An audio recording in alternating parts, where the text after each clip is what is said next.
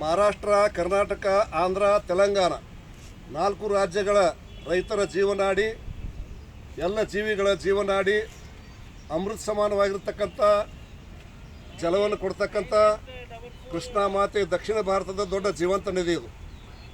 ಹೀಗಾಗಿ ಕೃಷ್ಣಾ ನದಿ ಉಗಮಾಗತಕ್ಕಂಥದ್ದು ಮಹಾರಾಷ್ಟ್ರ ರಾಜ್ಯದ ಸಾತಾರಾ ಜಿಲ್ಲೆಯ ಮಹಾಬಳೇಶ್ವರ ಅಂತಕ್ಕಂಥ ಒಂದು ಪುಣ್ಯಕ್ಷೇತ್ರದಲ್ಲಿ ಮಹಾಬಳೇಶ್ವರನ ಸನ್ನಿಧಿಯಲ್ಲಿ 5 ನದಿಗಳಾಗಿ ಕೃಷ್ಣಾ, ವೆನ್ನ, ಕೊಯ್ನಾ, ಗಾಯತ್ರಿ, ಸಾವಿತ್ರಿ 5 ನದಿಗಳ ಸಂಗಮ ಸ್ಥಾನದಲ್ಲಿ ಪ್ರತಿ ವರ್ಷ ಸುಮಾರು 15 ವರ್ಷಗಳಿಂದ ಬಾಗಲಕೋಟೆ ಮತ್ತು ವಿಜಯಪುರ ಜಿಲ್ಲೆಯ ರೈತರೆಲ್ಲ ಸೇರಿ ಕಡ್ಲಿಗಾರ ಹುಣ್ಣಿಮೆ ಅಂತ ಹೇಳಿದ್ರೆ ಕೃಷ್ಣಾ ನದಿಗೆ ಮಹಾಪೂರ್ ಬರ್ತಕ್ಕಂಥ ಒಂದು ಸಂದರ್ಭ. ಯಾವ ರೀತಿ ಗರ್ಭಿಣಿಯಾಗಿರ್ತಕ್ಕಂಥ ಹೆಣ್ಣು ಮಗಳು ತವರು ಮನೆಗೆ ಬಂದಂಥ ಸಂದರ್ಭದಲ್ಲಿ ಕುಬಸ ಮಾಡ್ತೀವಿ, ಆ ಕುಬಸ ಮಾಡ್ತಕ್ಕಂಥ ಒಂದು ಕಾರ್ಯಕ್ರಮ ಕುಟುಂಬದಲ್ಲಿ ಮಾಡ್ಕೊತ ಬಂದಿದ್ದೀವಿ. ಅದೇ ರೀತಿ ಕೃಷ್ಣಾ ನದಿ ಕೂಡ ಭರ್ಪೂರು ಮಹಾಪೂರ್ ಬಂದು ತುಂಬಿ ಎಲ್ಲ ಊರುಗಳ ಯಾವ ಊರಿನ ರೈತರಲ್ಲಿ ನೀರನ್ನು ಉಣಿಸ್ತಾರೋ ಕುಡಿತಾರೋ ಅವ್ರ ಮನೆಗೆ ಬಂದಂಥ ಸಂದರ್ಭದಲ್ಲಿ ಅಲ್ಲಿ ಉಡಿ ತುಂಬತಕ್ಕಂಥ ಕಾರ್ಯಕ್ರಮವನ್ನು ಉತ್ತರ ಕರ್ನಾಟಕದಲ್ಲಿ ಕಡ್ಲಿಗಾರ ಹುಣ್ಣಿಮೆ ದಿವಸ, ಗುರು ಪೂರ್ಣಿಮೆ ದಿವಸ, ವ್ಯಾಸ ಪೂರ್ಣಿಮೆ ದಿವಸ ಇಲ್ಲಿ ಉತ್ತರ ಕರ್ನಾಟಕದ ರೈತರು ಮಾಡ್ತಕ್ಕಂಥ ಪರಂಪರೆ ಅದು, ಪೂಜೆ ಮಾಡ್ತಕ್ಕಂಥದ್ದು. ಹಾಗಾಗಿ ಈ ಒಂದು ಪೂಜಾ ಪರಂಪರೆಯನ್ನು ಸುಮಾರು 15 ವರ್ಷಗಳಿಂದ ನಡೆಸ್ಕೊಂಡು ಬಂದಿರತಕ್ಕಂಥದ್ದು.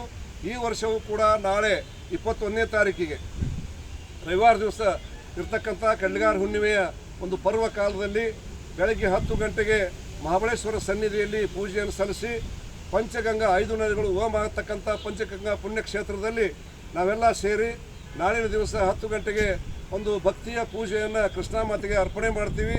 ಇವತ್ತು ರೋಣಿ ಮಳೆ ಸ್ವಲ್ಪ ಚೆನ್ನಾಗಿ ಆಗಿ ಉತ್ತರ ಕರ್ನಾಟಕದಲ್ಲಿ ಕೂಡ ಬಿತ್ತನೆ ಚೆನ್ನಾಗಿ ಆಗಿದೆ. ನಮ್ಮ ಕಡೆ ಇವತ್ತು ತೊಗರಿ ಇರ್ಬೋದು, ಹೆಸರು ಇರ್ಬೋದು, ಮೆಕ್ಕೆಜೋಳ ಇರ್ಬೋದು ಬೆಳೆದಿದ್ದಾರೆ ರೈತರೆಲ್ಲ.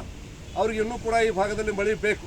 ಆದರೆ ಒಂದು ದುರ್ದೈವದ ಸಂಗತಿ, ದಕ್ಷಿಣ ಕರ್ನಾಟಕದಲ್ಲಿ ಅದು ಕಾವೇರಿ ಇರ್ಬೋದು, ಕಪಿಲಾ ಇರ್ಬೋದು, ತುಂಗಭದ್ರಾ ಇರ್ಬೋದು, ಆ ಭಾಗದಲ್ಲಿ ಶಿವಮೊಗ್ಗ, ಮಂಗಳೂರು, ದಕ್ಷಿಣ ಕನ್ನಡ, ಉತ್ತರ ಕನ್ನಡ ಈ ಜಿಲ್ಲೆಗಳಲ್ಲಿ ದೊಡ್ಡ ಮಳೆಯಾಗಿ ಅಲ್ಲಿ ಕೊಡಗಿರ್ಬೋದು ಭಾಳಷ್ಟು ಜೀವಹಾನಿಯಾಗಿ ಮನೆಗಳ ಬಿದ್ದಿರ್ತಕ್ಕಂಥದ್ದು ಕೂಡ ಬೆಳೆ ಹಾನಿಯಾಗಿರ್ತಕ್ಕಂಥದ್ದನ್ನು ನೋಡಕತ್ತೀವಿ.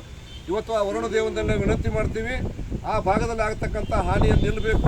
ಅಲ್ಲಿ ಏನು ಜನರಿಗೆ ತೊಂದರೆ ಆಗಿದೆ ಆ ಮಹಾಪೂರದಿಂದ, ಆ ಭಾಗದ ದಕ್ಷಿಣ ಕರ್ನಾಟಕದ ಭಾಗದಲ್ಲಿ ಆಗಿರ್ತಕ್ಕಂಥ ಜೀವಹಾನಿಗೆ ನಾವು ಕೂಡ ಅವರಿಗೆ ಸಂತಾಪವನ್ನು ವ್ಯಕ್ತಪಡಿಸ್ತೀವಿ. ಅಲ್ಲಿ ಸುಮಾರು 8 ಜೀವಗಳು ಕಳ್ಕೊಂಡಿದ್ದಾರೆ ಕೊಡಗಿನಲ್ಲಿ ಕೂಡ, ಮಂಗಳೂರು ಹೈವೇದಲ್ಲಿ ಕೂಡ.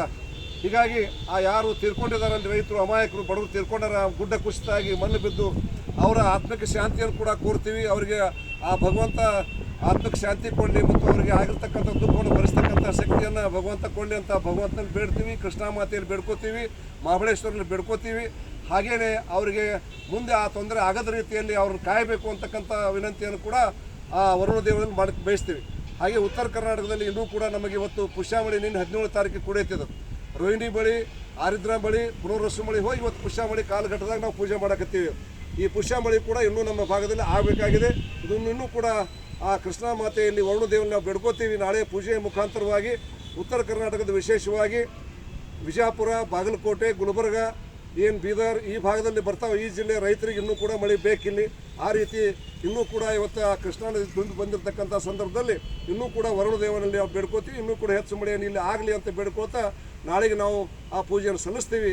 ಆಗಿರ್ತಕ್ಕಂಥ ಜೀವಹಾನಿಗೆ ಮತ್ತೊಮ್ಮೆ ನಾವು ಶೋಕವನ್ನು ವ್ಯಕ್ತಪಡಿಸ್ತೀವಿ. ಅಲ್ಲಿ ಅವರಿಗೆಲ್ಲ ಧೈರ್ಯವನ್ನು ಕೂಡ ಕೊಡುವಂಥದ್ದು, ಸರ್ಕಾರ ಕೂಡ ಸ್ಪಂದನೆ ಮಾಡ್ತಕ್ಕಂಥದ್ದು ಆಗಬೇಕು ಅಂತಕ್ಕಂಥ ಮಾತನ್ನು ಹೇಳಿ ಇವತ್ತು ನಡೀತಕ್ಕಂಥ ಒಂದು ಪೂಜಾ ಒಂದು ಪ್ರವಾಸ ಇವತ್ತು ಸಾಕಷ್ಟು ಜನ ಇವತ್ತಿಲ್ಲಿ ರೈತರು ಬಂದಿದ್ದಾರೆ, ಇನ್ನೂ ಕೂಡ ಬರೋರದಾರ. ನಾಳಿನ ದಿವಸ ಅಲ್ಲಿ ಸಾತಾರದ MP ಇರ್ತಕ್ಕಂಥ MP ಅವರು ಮತ್ತು ಅಲ್ಲಿ ಶಾಸಕರು ಅವ್ರಿಗೆ ಕೂಡ ನಾವು ಈ ಪೂಜೆಯಲ್ಲಿ ಪಾಲ್ಗೊಳ್ಬೇಕು ವಿನಂತಿ ಮಾಡಿದ್ದೀವಿ. ಎಲ್ಲರೂ ಸಾಕಷ್ಟು ಜನ ಮಾಜಿ ಶಾಸಕರುಗಳಿಗೆ ಕೂಡ ಅರುಣ್ ಶಾಪೂರ್ ಅವರಿಗೆ, ರಮೇಶ್ ಬೋಸೂರ್ ಅವ್ರಿಗೆ ಕೂಡ ನಿನ್ನೆ ನಾವು ಮೊನ್ನೆ ಹೇಳಿದ್ದೀವಿ. ಬಹುತೇಕ ಎಲ್ಲ ಜನ ಸೇರಿ ನಾಳೆ 10 ಗಂಟೆಗೆ ಅಲ್ಲಿ ನಾವೆಲ್ಲ ಕೂಡ ಪೂಜೆಯನ್ನು ಭಕ್ತಿಯಿಂದ ಮಾಡ್ತೀವಿ ಅಂತಕ್ಕಂಥ ಮಾತನ್ನು ಹೇಳಕ್ಕೆ ಬಯಸ್ತೀವಿ.